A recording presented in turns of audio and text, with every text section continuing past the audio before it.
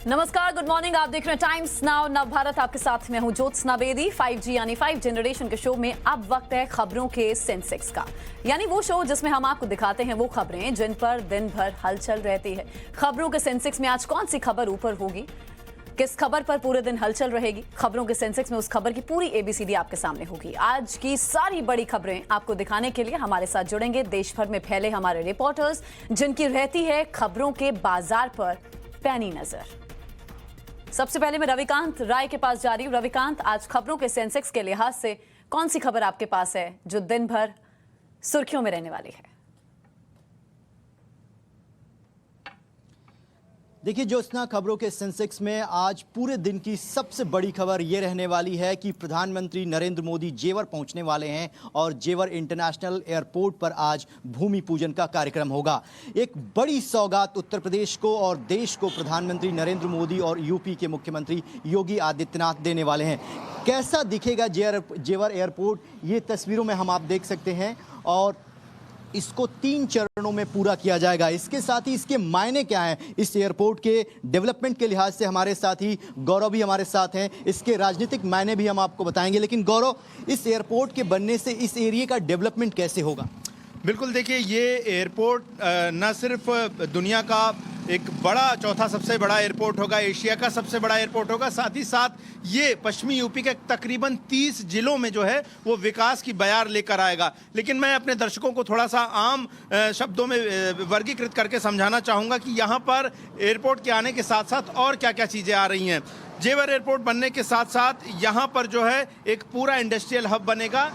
Yamuna authority तकरीबन यहाँ पर 126 तरह के उद्योग धंधे लेकर आ रही है। इसके अलावा यहाँ पर जो है कपड़ों को लेकर, टेक्सटाइल को लेकर एक बड़ी इंडस्ट्री जो है बनेगी, जिसके लिए भी काम शुरू हो चुका है और तकरीबन काफ़ी हजारों करोड़ों की संख्या में जो है यहाँ पर टेक्सटाइल की कंपनियां आ रही। इसके अलावा बहुत महत्वपूर्ण चीज़ है, क्योंकि ये बहुत बड़ा एयरपोर्ट है, तो यहाँ पर एक MRO भी स्थापित किया जा रहा है। MRO का मतलब मैं दर्शकों के लिए समझा दूँ कि मेंटेनेंस, रिपेयरिंग एंड ओवरहॉलिंग। अभी तक हिंदुस्तान में ये बता रहे हैं कि विकास के लिहाज से ये कितना महत्वपूर्ण होने जा रहा है। लेकिन ज्योत्सना, दूसरी सबसे महत्वपूर्ण बात यह है कि उत्तर प्रदेश देश का पहला राज्य होने जा रहा है जहां पर 5 इंटरनेशनल एयरपोर्ट होंगे। और ये जो एयरपोर्ट जेवर में बन रहा है, इसकी अपनी एक अलग खासियत है। इस एयरपोर्ट को मेट्रो कनेक्टिविटी, रोड कनेक्टिविटी से जोड़ा जाएगा। इसके साथ ही यहाँ पर बहुत बड़ा इंडस्ट्रियल हब बनकर तैयार हो जाएगा। ये इस रीजन के लिए एक तरीके से वरदान साबित होगा और उत्तर प्रदेश सरकार ये मान के चल रही है कि ये उसके लिए गेम चेंजर भी साबित होगा। इसके साथ ही और भी राजनीतिक मायने भी समझने का प्रयास करते हैं। गौरव, किसान बहुत नाराज थे वेस्टर्न यूपी में, पहले सरकार ने तीनों बिल वापस ले लिए और अब इतनी बड़ी सौगात, लगता है कुछ फायदा होगा? देखिए, सरकार उत्तर प्रदेश में बीजेपी ये मान के चल रही कि प्रधानमंत्री मोदी के आने से ये मान के चलिए कि तकरीबन 12 लाख स्क्वायर फीट का यहाँ पर एक रैली स्थल बनाया गया है। तो पश्चिमी यूपी का ये अब तक का सबसे बड़ी रैली बीजेपी की होगी। लेकिन जो रोजगार के अवसर पैदा करने की कोशिश की जा रही है, जब प्रथम चरण पूरा होगा तब तक 1 लाख रोजगार जो है यहाँ पर पैदा हो जाएंगे 2024 तक, और तकरीबन 6 लाख तक का रोजगार जो है वो आने की संभावना है जेवर एयरपोर्ट बन जाने के साथ साथ। क्योंकि जैसे मैंने बताया, MRO बनेगा, साथ ही साथ फिल्म सिटी बनेगी। फिल्म सिटी में एक यूनिवर्सिटी खोली जाएगी, होटल खुलेंगे, रेस्टोरेंट खुलेंगे, बैंक्वेट्स खुलेंगे, पीजीज खुलेंगे, हॉस्टल्स खुलेंगे। तमाम ऐसी सुविधाएं जो पेरीफेरी में तैयार होंगी, साथ में तैयार होंगी, वो बड़ा रोजगार लाने जा रही हैं। और यही जोड़ने और बताने और समझाने की कोशिश प्रधानमंत्री मोदी और मुख्यमंत्री योगी आदित्यनाथ की रहेगी पश्चिमी यूपी की जनता को कि किस तरीके से जो जेवर एयरपोर्ट है उनके लिए एक विकास। पश्चिमी यूपी में किसान देखिए बहुत बड़ा रोल प्ले करते हैं, इसमें कोई दो राय नहीं है। रविकांत, गौरव, आप लोग जो बात कर रहे हैं उनकी नाराजगी दूर करने के लिए जो 3 किसान लॉस थे उसे भी सरकार ने रिपील किया है, क्योंकि इंटरनल सर्वे था, सरकार को नुकसान हो सकता है विधानसभा चुनावों में, बेशक वो यूपी हो या फिर वो पंजाब क्यों ना हो। लेकिन अगर हम नाराजगी की बात कर रहे हैं रविकांत यहाँ पर, तो फिर विपक्ष इस मुद्दे को उठा रहा है कि जिन लोगों से आपने जमीन लेकर के यहाँ पर एयरपोर्ट बनाया है उन लोगों की भी नाराजगियां अभी तक बनी हुई हैं। जिन सुविधाओं को देने का आपने वादा किया था वो सुविधाएं आपने उन लोगों को दी नहीं है।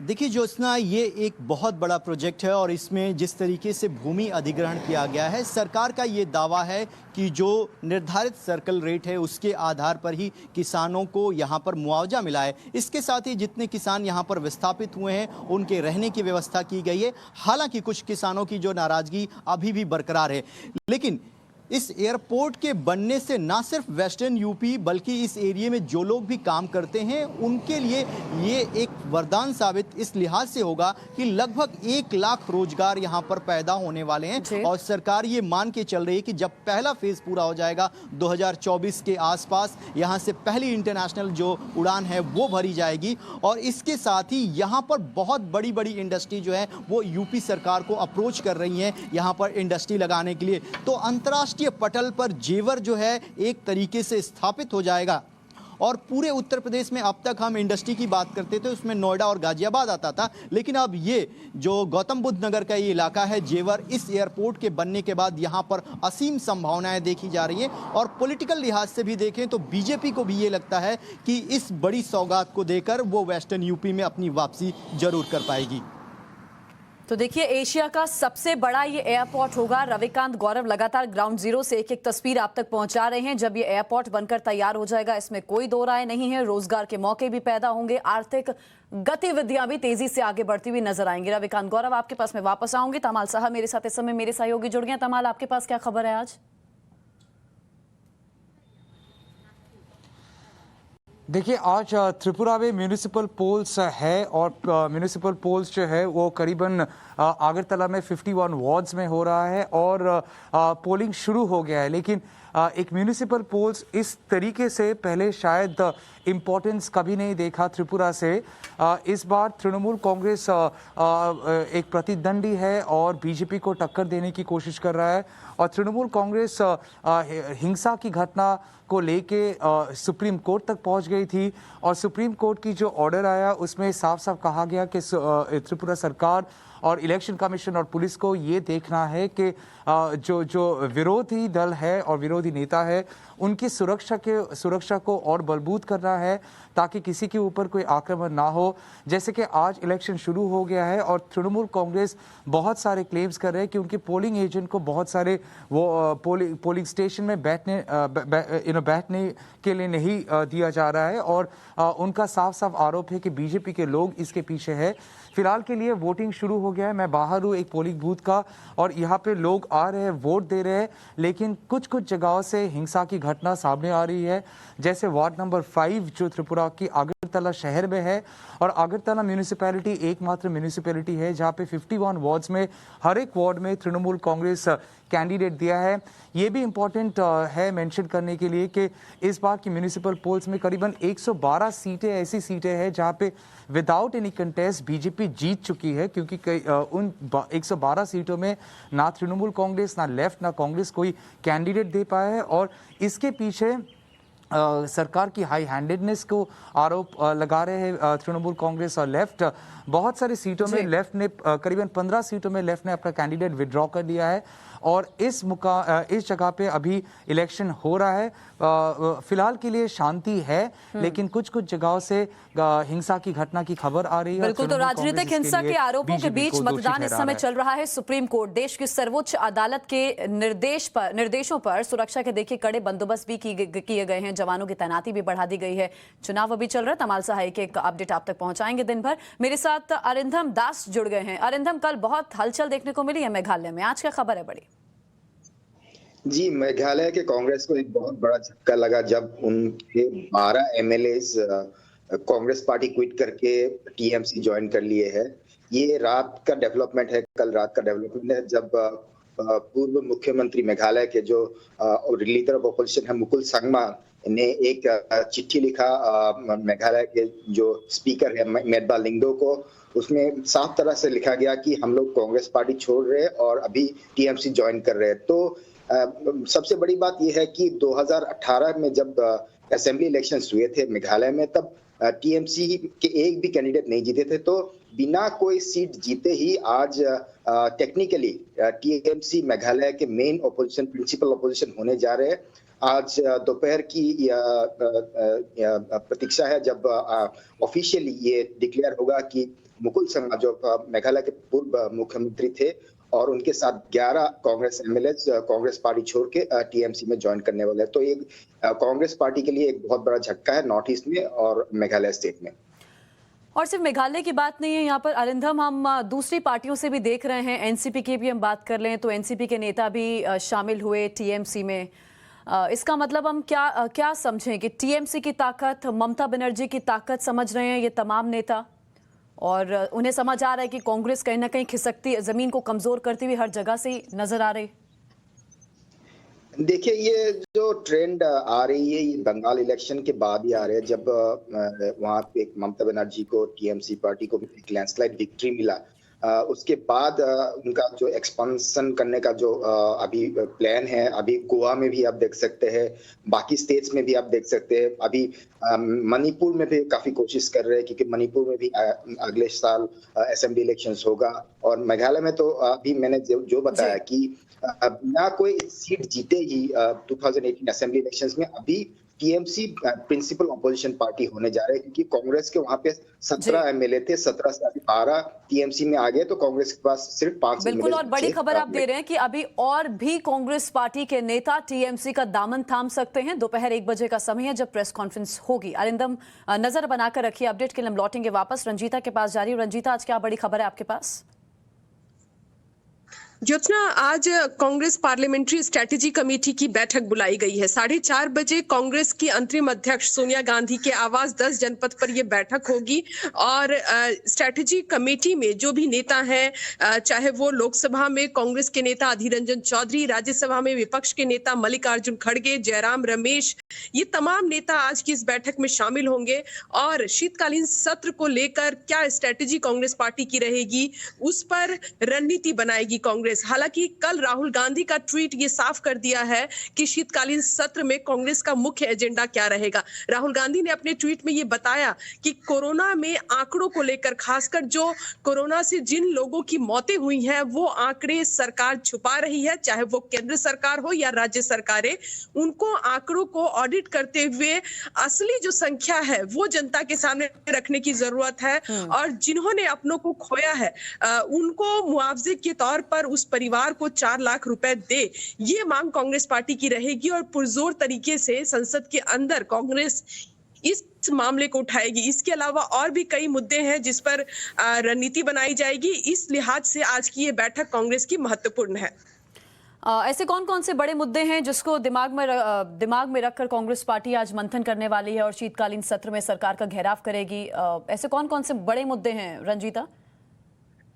जिसना देखिए, सबसे पहला मुद्दा कोरोना में अपनी जान गंवाने वाले लोगों के आंकड़ों को लेकर कांग्रेस सरकार को घेरेगी और ये मांग करेगी कि सभी राज्य सरकारें उन आंकड़ों के ऑडिट कराएं और सही संख्या संसद के पटल पर रखा जाए। इसके अलावा महंगाई, जिसको लेकर लगातार कांग्रेस जो है वो एजिटेशन कर रही है। जन जागरण अभियान कांग्रेस ने सभी राज्यों में चलाया है, चाहे वो डीजल पेट्रोल के दाम हो या फिर जो जरूरी सामान है उसके दामों की बढ़ोतरी की बात की जाए, इस मुद्दे को भी कांग्रेस जो है वो उठाएगी। इसके अलावा पेगासस का मुद्दा, जो पिछले संसद सत्र में भी कांग्रेस ने एक अहम मुद्दा बनाया था, उस पर भी पार्टी जो है वो रणनीति बनाएगी। और कहा जा रहा है कि इस पर एक बार फिर संसद में खासकर प्रधानमंत्री को इस पर बोलने के लिए कांग्रेस दबाव बनाएगी। लेकिन तो हर विपक्षी पार्टी इस बार के शीतकालीन सत्र में भी कोशिश करेगी सरकार को घेरा जाए, लेकिन जनता इस उम्मीद के साथ आगे बढ़ेगी। जनता ये चाहेगी कि कम से कम ये पार्टियां बहस को तैयार हों, बहस करें, सिर्फ इस बार भी हंगामे पर जोर ना रहे। मेरे साथ आदर्श भी, मेरे सहयोगी जुड़ गए हैं। आदर्श, आपके पास आज क्या खबर है? देखिए, आज यूपी के लिहाज से कई सियासी खबरें हैं। पहली खबर तो यह है कि आज रक्षा मंत्री राजनाथ सिंह जो है वो सीतापुर के दौरे पर आ रहे हैं और माना जा रहा है कि सीतापुर के दौरा काफी अहम होने वाला है, क्योंकि वहां पर बूथ जीतो चुनाव जीतो की रणनीति के तहत तमाम कार्यकर्ताओं को जो आसपास के जिलों से आएंगे उनको ट्रेनिंग देंगे, साथ ही साथ उनको बूथ कैसे जीता जाए इसका मूल मंत्र देंगे। इसके साथ साथ मैं अगर बात करूं तो आज अखिलेश यादव जो है वो भी एक रैली करने वाले हैं, जहां पर अखिलेश यादव जो है एक चौहान पार्टी जो है जनवादी सोशलिस्ट पार्टी, उसके साथ रमाबाई मैदान में रैली करेंगे और वहां पर अपनी पार्टी के जो छोटे गठबंधन दल हैं उनके साथ कैसे जीत तय की जाए या उनके कार्यकर्ताओं में कैसे जोश भरा जाए, इसको लेकर बातचीत करेंगे। लेकिन असली मजा जो है वो दिसंबर के बाद आएगा, क्योंकि जो सभी पार्टियां हैं उनके पत्ते जो है कहीं ना कहीं दिसंबर के बाद खोलेंगे। इसके साथ साथ एक और बड़ी खबर है यूपी से, क्योंकि ओवैसी लगातार अलग अलग इलाकों का दौरा कर रहे हैं, तो ऐसे में आज उनका दौरा जौनपुर में है। जौनपुर के गुन्नौर में वे एक सभा को संबोधित करेंगे। माना जाता है कि जौनपुर, प्रतापगढ़, सुल्तानपुर या उस तरफ के जो भी इलाके हैं अवध और पूर्वांचल के, वहां पर समाजवादी पार्टी और बसपा का गढ़ हुआ करता था। 2017 के चुनाव में बीजेपी ने उस पर बढ़त बनाई, लेकिन इस बार के चुनाव में माना जा रहा है कि ओवैसी के कूदने से कहीं न कहीं समाजवादी पार्टी को सीधे तौर पर नुकसान हो सकता है। और आज जिस तरीके की रैली वहां पर की जा रही है, जो सियासी पंडित है उनका ये मानना है कि निश्चित तौर पर कहीं न कहीं समाजवादी पार्टी को इसका सीधा नुकसान हो सकता है। अच्छा, अलायंस को लेकर भी आज ऐलान संभव है आदर्श? देखिए, आज अलायंस को लेकर ऐलान हो सकता है ओवैसी अपने मंचों से इन खबरों को सही बताएं, या फिर क्या अलायंस को लेकर बातचीत हुई है उस पर बातचीत करें, या फिर अगर अलायंस को लेकर कोई बातचीत नहीं है या राजभर ने ये सारी बातें अपने मन से कही हैं, तो हो सकता है ओवैसी अपने मंच से इन सभी खबरों को नकार भी दें। ऐसे में आज का दिन बेहद महत्वपूर्ण होने वाला है, क्योंकि निश्चित तौर पर अगर ओवैसी और अखिलेश साथ आते हैं तो दूसरी पार्टियों के लिए थोड़ी मुश्किल होगी, और कहीं न कहीं अखिलेश के उस वोट बैंक को भी फायदा होगा जिसको एमवाई समीकरण के तौर पर देखा जाता है। बिल्कुल, ठीक है, आप नजर रखिए आदर्श। वापस लौटते हैं, अनुज मिश्रा मेरे साथ जुड़ गए। अनुज, आपके पास आज क्या खबर है? जी देखिए, मुंबई के पूर्व कमिश्नर परमबीर सिंह जो हैं, उनका अगला स्टेप क्या होगा वो आज वो डिसाइड करेंगे। जिस तरीके से कल वो सामने आए थे, कल उन्होंने कुछ मीडिया से बात किया और ये कहा कि वो चंडीगढ़ में है और जल्द ही वो जांच एजेंसियों के सामने आएंगे और अपना पक्ष, अपनी बातें जो हैं वो रखेंगे। जिस तरीके से लगातार परमबीर सिंह मामले में अगर बात की जाए कि सुप्रीम कोर्ट से राहत मिलने के बाद अब परमबीर सिंह जो है वो सामने आ रहे हैं। परमबीर सिंह का साफ तौर पे यही कहना है कि वो इन्वेस्टिगेशन को ज्वाइन करने के लिए तैयार है। लेकिन हमने देखा इस पूरे मामले में कि किस तरीके से तमाम चीजें सामने आई, चाहे उस कन्वर्सेशन की बात की जाए जो डीजीपी और परमबीर सिंह के बीच में हुई थी, जिसमें साफ तौर पर ये आरोप लगाया गया कि किस तरीके से डीजीपी जो है वो परमबीर सिंह को कन्विंस करने की कोशिश कर रहे थे और कह रहे थे कि अनिल देशमुख के खिलाफ जो उन्होंने शिकायत दी है उसे वापस ले ले, तब उनके ऊपर जो है वो कार्रवाई नहीं होगी।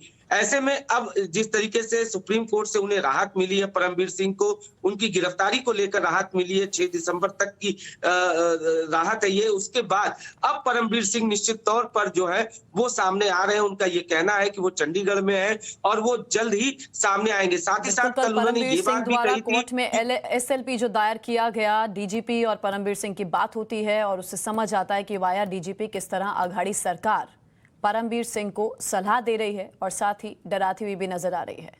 शिवानी मिश्रा मेरे साथ जुड़ गई। शिवानी, आपके पास क्या खबर है आज? देखिए, लगातार महाराष्ट्र की सरकार और मुंबई के लॉ एंड ऑर्डर पर सवाल उठते नजर आ रहे हैं। इसी बीच में इन्फोर्समेंट डायरेक्टर प्रवर्तन निदेशालय द्वारा महाराष्ट्र के चीफ सेक्रेटरी सीताराम कुंटे को समन भेजा गया था। आज 25 नवंबर को उन्हें तलब किया गया था, लेकिन सीताराम कुंटे ने साफ साफ कह दिया कि कैबिनेट मीटिंग्स के चलते वो इन्फोर्समेंट डायरेक्टरेट के सामने अपना स्टेटमेंट रिकॉर्ड नहीं कर पाएंगे। हालांकि स्टेटमेंट इन आधारों पर होना था कि जब महाराष्ट्र के गृह मंत्रालय की नियुक्ति पर के पद पर अनिल देशमुख तैनात थे, तो उनकी नियुक्ति के रहते हुए किन पदों पर किन डीजीपी, किन पुलिस अफसरों का ट्रांसफर हुआ था, क्योंकि ट्रांसफर्स को लेकर भी कई बड़े घोटाले, कई बड़े करप्शन के चार्जेस लगे थे। परमबीर सिंह के लिखे गए लेटर के बाद भले ही जैसे ही बॉम्बे हाई कोर्ट ने सीबीआई इंक्वायरी के निर्देश दिए थे, जिसके बाद अनिल देशमुख को अपनी पद को छोड़ना पड़ा था, उसके बाद सीताराम कुंटे के स्टेटमेंट जो है वो काफ़ी अहम हो जाते हैं, क्योंकि उनके अप्रूवल से भी जो पोजीशंस है डीजीपीज की, ऑफिसर्स की, उसमें चेंजेस आते हैं, उसमें अप्रूवल जाता है। इसके लिए इनका स्टेटमेंट अहम हो जाता है कि आखिर अनिल देशमुख के गृह मंत्रालय पर रहते हुए पोजीशन पर किन अफसरों का ट्रांसफर हुआ था, क्या करप्शन के चार्जेस सही हैं या नहीं है, या और कौन कौन इसमें शामिल है। प्रदीप दत्ता भी जुड़ गए हैं। प्रदीप, आपके पास क्या खबर है आज? देखिए ज्योत्सना, हमारे यहाँ से सुरक्षा के मामले को लेकर 2 खबरें। एक तो अंतर्राष्ट्रीय सीमा पर एक कमांडेंट लेवल की मीटिंग हुई बीएसएफ और पाकिस्तानी रेंजर्स के बीच में, और बीएसएफ की तरफ से अजय सूर्यवंशी कमांडेंट थे और बीएसएफ की तरफ से wing commander lieutenant colonel Akeel थे, जो कि 13 पंजाब रेंजर्स के थे। इसमें बीएसएफ ने एक स्ट्रॉन्ग प्रोटेस्ट लॉन्च किया। आपने देखा होगा पिछले 1 साल में कई ड्रोन की गतिविधियां बढ़ी है, पाकिस्तान की तरफ से आर्म्स ड्रॉपिंग के केस हुए, ड्रोन को लॉन्च किया जाता है पाकिस्तान की तरफ से, यहाँ पे आर्म्स ड्रॉप किए जाते हैं, नारकोटिक्स फेंका जाता है, और इसको लेके एक स्ट्रॉन्ग प्रोटेस्ट लॉन्च किया है। उन्होंने कहा कि आप ऐसी गतिविधियों से बाहर आ जाइए, ये हरकतें अपनी बंद कर दीजिए, और ये सही बात नहीं है, क्योंकि अंतर्राष्ट्रीय सीमा की मर्यादा को आपको सामने रखना होगा। इसका उल्लंघन नहीं आप कर सकते, क्योंकि आप लॉज को वायलेट कर रहे हैं, अंतर्राष्ट्रीय सीमा के लॉज को, जब आप ड्रोन हमारे इलाके में भेजते हैं आतंकवादी गतिविधियों के लिए। और दूसरी चीज ये थी कि आप कुछ कंस्ट्रक्शन वर्क को लेकर भी बातचीत हुई थी, उस मसले को लेकर। पाकिस्तान हालांकि डिनायल मोड में हमेशा रहता है, लेकिन भारत की तरफ से बहुत स्ट्रॉन्ग प्रोटेस्ट। और दूसरी खबर है जो बहुत राहत की सांस मिलती है कश्मीर में लोगों ने, वो है मेहरान, जो शाला नाम का एक टेररिस्ट है टीआरएफ का, जो मारा गया अपने 2 साथियों के साथ कल शाम मुठभेड़ में। क्योंकि ये वो आतंकवादी था जो काफी गतिविधियों में इन्वॉल्व था। सबसे पहले देखा जाए तो अगर इस साल अगस्त के महीने में ये ग्रेनेड लॉन्च किया था, उसमें एक सिविलियन मारा जाता है, 3 इंजर्ड होते हैं। उसके बाद इन्होंने एक असिस्टेंट सब इंस्पेक्टर का कत्ल कर दिया था खानियार इलाके में, बुजदिलाना तरीके से आके पीछे से वार करके गोली मार के उसको मार दिया था। उसके बाद इन्होंने सुपिंदर कौर प्रिंसिपल और एक टीचर को कत्ल कर दिया था नूरबाग के स्कूल में। तो काफी सिविलियंस के बीच में एक दहशतगर्दी का माहौल एक भय का माहौल क्रिएट करने की कोशिश कर रहे थे। ये टीआरएफ के कमांडर थे मेहरान, जिसको मार दिया। उसके 2 साथी जब ये सेंट्रो कार में जा रहे थे तो सुरक्षा बलों की इंफॉर्मेशन थी कि इसमें आतंकवादी है। इन्होंने कहा उस गाड़ी को रुकने के लिए, गाड़ी ने रुकने के बजाय जो आतंकवादी अंदर थे उन्होंने फायरिंग कर दी। उसमें मुठभेड़ में तीनों के तीनों मारे गए। एक राहत की सांस, बड़ी सफलता सुरक्षा बलों के लिए और बड़ा झटका लश्कर तोयबा और पाकिस्तान के लिए। बिल्कुल ठीक कह रहे हैं आप प्रदीप। आप नजर रखिए इस खबर पर, लौटेंगे हम वापस। आप सभी का बहुत बहुत शुक्रिया जानकारी दर्शकों के साथ साझा करने के लिए। तो आज किन किन खबरों पर चर्चा दिन भर रहेगी ये हमने आपको बताया। कौन कौन सी खबरें, फटाफट से हम एक बार फिर से आपको हेडलाइन दिखाते हैं, उसके बाद हम आपको सेंसेक्स मीटर दिखाएंगे। 2 रैंक्स आपके सामने आएंगे, एक पुराना और एक नया। पहले हेडलाइंस देखिए। जेवर एयरपोर्ट का शिलान्यास प्रधानमंत्री को करना है, इस पर नजर टिकी है। संसद सत्र को लेकर कांग्रेस रणनीति बनाने वाली है कि सरकार को कैसे घेरा जाए। त्रिपुरा में निकाय चुनाव चल रहे हैं, भारी सुरक्षा के बीच आतंकियों के खिलाफ सेना का अभियान लगातार जारी है। उत्तर प्रदेश में अखिलेश और राजनाथ सिंह की आज रैली होनी है, ओवैसी की भी रैली होगी। नया रैंक आप देख रहे हैं, एक पुराना रैंक आपके सामने है। अब सबसे बड़ी खबर आज जेवर एयरपोर्ट का शिलान्यास ही है। दूसरी बड़ी खबर, त्रिपुरा में जो निकाय चुनाव चल रहे हैं, संसद सत्र को लेकर कांग्रेस जो रणनीति बनाएगी, इस बैठक पर भी नजर टिकी है। वहीं अखिलेश ओवैसी की आज रैलियां होनी है। क्या आज गठबंधन को लेकर ऐलान होगा, ये भी देखने वाली बात होगी। आतंकियों के खिलाफ सेना का अभियान लगातार जारी है। आतंक का सफाया घाटी से सुरक्षा बल लगातार कर रहे हैं। इसी के साथ ही खबरों के सेंसेक्स में बस इतना। एक छोटा सा ब्रेक, लौट में जल्द। आप रहिए टाइम्स नाउ नव भारत के साथ।